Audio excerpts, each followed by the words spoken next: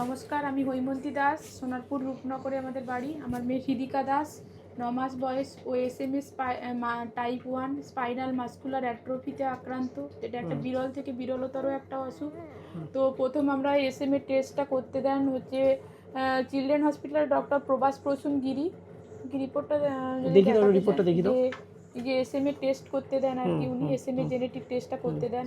তো তারপর রিপোর্ট আসে স্পাইনাল মাস্কুলার অ্যাট্রোফি। দেখুন, স্পাইনাল মাস্কুলার অ্যাট্রোফি এটা হচ্ছে ব্যাঙ্গালোর থেকে হয়ে আসে, ব্যাঙ্গালোরের মেডিজোন থেকে এটা হয়ে আসে। তো তারপরে ওখান থেকে আমরা ওখানে সবাই বলেন যে ডক্টরবাবু বলেন যে পিয়ারলেসে ডক্টর সংযুক্তা ম্যামের কাছে যাওয়ার কথা। ওখানে এসএমএ টাইপ 1 দেখুন লেখা আছে।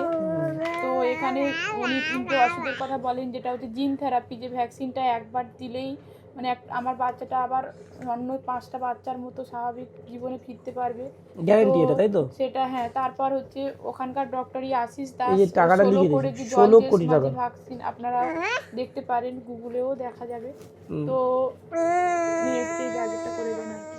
তো সবাইকে হাত জোড় করে অনুরোধ করব, সবাই প্লিজ এগিয়ে আসুন, আমাদের পাশে দাঁড়ান, এবং আর 5টা বাচ্চার মতো যাতে আমার বাচ্চাটা হেসে খেলে ঘুরে বেড়াতে পারে, এটা আপনাদের সহযোগিতার মাধ্যমে সম্ভব একমাত্র। তো সবাই প্লিজ এগিয়ে আসুন আর বার্তাটা বেশি বেশি করে মানুষের কাছে পৌঁছে দিন।